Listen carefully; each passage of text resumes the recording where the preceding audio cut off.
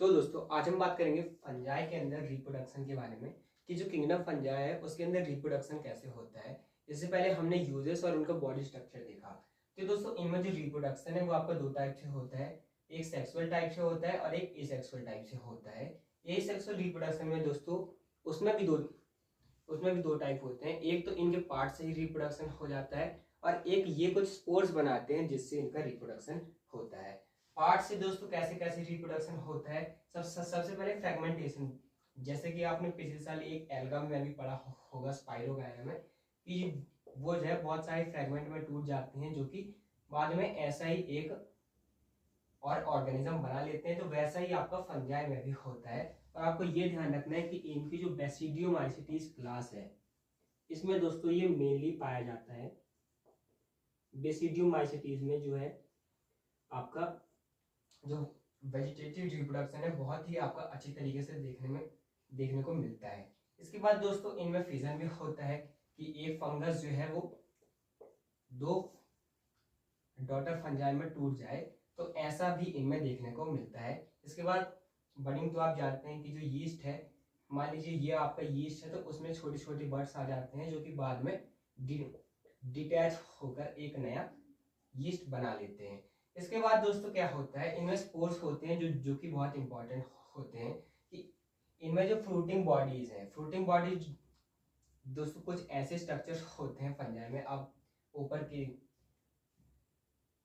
Figure से देख भी सकते हैं कि कुछ ऐसे ये स्ट्रक्चर्स होते हैं जो इन स्पोर्स को बनाते हैं। और ये सेक्सुअल स्पोर्स और एसेक्सुअल स्पोर्स दोनों के लिए फ्रूटिंग बॉडीज जो है जो फंगस के पास होती हैं। तो क्या होता है दोस्तों, जो स्पोर्स हैं वो भी दो टाइप के होते हैं, सेक्सुअल स्पोर्स और एसेक्सुअल स्पोर्स।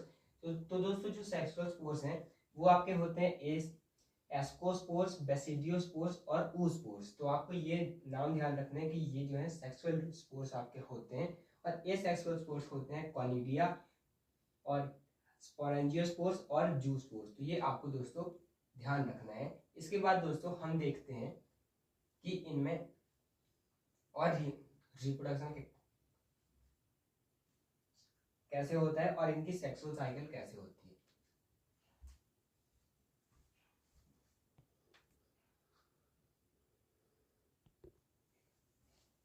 तो दोस्तों अब हम देखते हैं कि जो फंजाई हैं उनमें सेक्सुअल रिप्रोडक्शन कैसे होता है।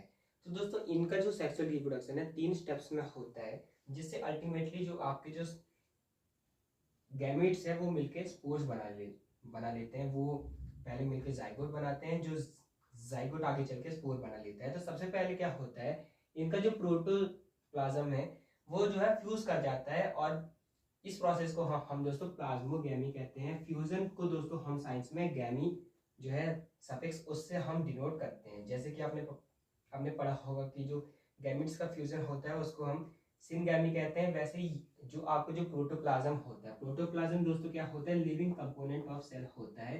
यानी कि अगर आप देखें तो ऐसे इनमें होता है कि इनका जो पहले ये जो आपका जो प्रोटोप्लाज्म है न्यूक्लियस को जो सराउंड किए हुए है वो दोस्तों आपका फ्यूज हो जाता है ऐसे, और ऐसे जो है एक यहाँ पर एक स्टेज बन जाती है जिसको हम कहते हैं प्लाज्मोगामी। इसके बाद दोस्तों क्या है, ये जो न्यूक्लियस है ये भी दोस्तों आपके फ्यूज हो जाते हैं। पहले जो आपका साइटोप्लाज्म है वो आपका दोस्तों फ्यूज हो जाता है। इसके बाद क्या होता है कि जो आपके ये जो न्यूक्लियस है वो भी फ्यूज हो जाते हैं और एक सिंगल न्यूक्लियस बना लेते हैं।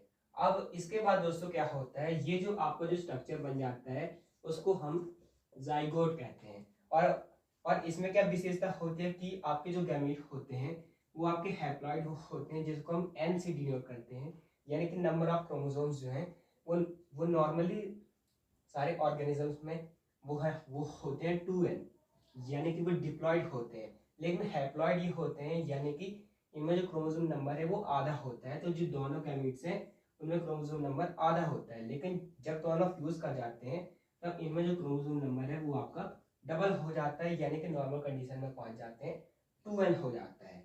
इसके बाद दोस्तों क्या होता है, मियोसिस होता है जाइगोट में। मियोसिस दोस्तों ऐसा डिवीजन होता है कि अगर ये आपका 2n का जाइगोट है तो ये इक्वल नंबर ऑफ क्रोमोसोम्स यानी कि n और एन, ऐसे सेल्स में ये टूट जाता है और इन सेल्स को हम दोस्तों स्पोर्स कहते हैं, जो आगे चल के पूरे फंगस को बनाते हैं। तो सबसे पहले क्या होता है कि जो गैमीट्स हैं उनका प्रोटोप्लाज्म मिलता है और बना लेते हैं वो 2n स्टेज या फिर जाइगोट।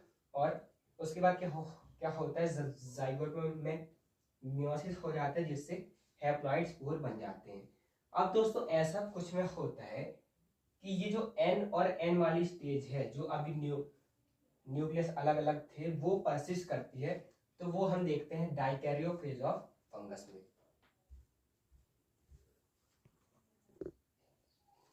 इसके बाद दोस्तों एक और इनमें चीज देखी जाती है जिसको हम कहते हैं डाइकैरियो फेज ऑफ फंगस।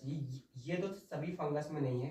फंजाई की जो आपकी दो क्लासेस होती हैं, एस्कोमाइसिटीज एंड बेसिडियोमाइसिटीज। मेनली आपकी 4 क्लासेस होती हैं, फाइकोमाइसिटीज, एस्कोमाइसिटीज, ड्यूटेरोमाइसिटीज और बेसिडियोमाइसिटीज। तो इनमें जो 2 क्लासेस हैं, एस्कोमाइसिटीज और बेसिडियोमाइसिटीज, इनमें ये स्टेज पाया जाता है कि क्या होता है, इनमें जो है गैमीट आपके फ्यूज करते हैं। 2 गैमीट होते हैं जो कि हैप्लाइड होते हैं, जिनको हम n से डिनोट करते हैं। वो आपके फ्यूज करते हैं, तो ये डायरेक्टली फ्यूज नहीं कर जाते। इनमें क्या होता है दोस्तों, प्रोटोप्लाज्म तो फ्यूज हो जाता है, लेकिन ये जो न्यूक्लियस है वो आपके फ्यूज नहीं होते। तो यहाँ पर n+n 2n नहीं बनता है, यहाँ पर सिर्फ n+n ही थोड़ी देर के लिए रह जाता है। तो इसमें दोस्तों क्या हो जाता है, 2 न्यूक्लियाई पर सेल आपके बन जाते हैं। तो इसको हम कहते हैं डाइकैरियन स्टेज। डाई दोस्तों इसीलिए क्योंकि 2 को दर्शा रहे हैं, और कैरियन इसीलिए क्योंकि जो है यहाँ पर न्यूक्लियस का नंबर आपको बताया गया है। कैरियो दोस्तों जो आपका जो वर्ड है उसको हम न्यूक्लियस के लिए लिखते हैं, जैसे कि प्रोकैरियोट्स और यूकैरियोट्स। तो हम क्या दिखा रहे हैं, जो प्रोकैरियोट्स है उनका जो न्यूक्लियस है वो पुराना है, और जो यूकैरियोट्स है उनका जो न्यूक्लियस है वो आपका नया है, वेल डिफाइंड है। तो इसीलिए जो है इनमें क्या होता है, डाइकैरियो फेज पाया जाता है, यानी कि 2 न्यूक्लियाई पर सेल। ये दोस्तों थोड़ी देर के लिए ही रहता है, इसके बाद ये दोनों फ्यूज करके फिर से 2n बना लेते हैं और आगे का जो प्रोसेस है वो हो जाता है। फिर जो जाइगोट है वो आपका डिवाइड करके स्पोर बना लेता है, जो कि आगे चलकर पूरा फंगस बना लेते हैं। तो ये थी दोस्तों आपकी सेक्सुअल साइकिल ऑफ फंगस। तो इसके साथ हमारा फंगस का रिप्रोडक्शन खत्म होता है। इसके बाद हम पढ़ेंगे कि फंजाई जो है उनको हम कैसे डिवाइड करते हैं on the basis of their mycelium. सबसे पहले दोस्तों हम माइसीलियम के ऊपर उनको डिवाइड करते हैं कि वो सेप्टेट है कि एसेप्टेट है, सिनोसिटिक तो नहीं है।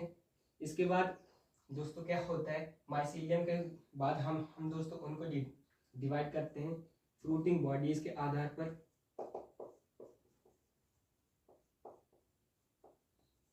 और उनके हैबिटेट के आधार पर। तो इन सब के ऊपर हम उनको डिवाइड करते हैं। तो ये हम पढ़ेंगे अगले वीडियो में। तब तक के लिए थैंक्स फॉर वॉचिंग।